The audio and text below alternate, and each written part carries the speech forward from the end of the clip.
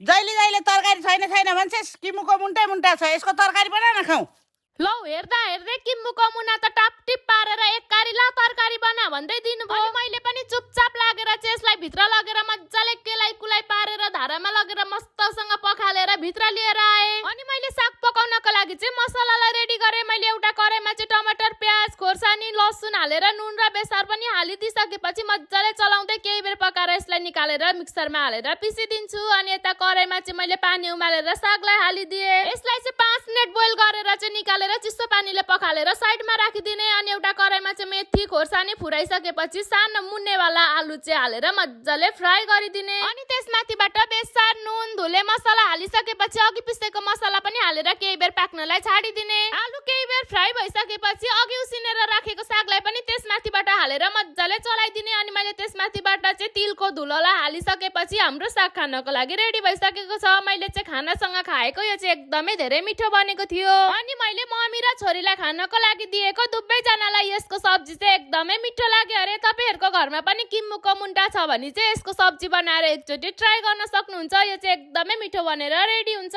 मेरी छोरीलाई चाहिँ सागपात एकदमै मिठो लाग्छ अनि उसलाई यो किम्मुको साग पनि एकदमै मिठो लाग्यो अरे।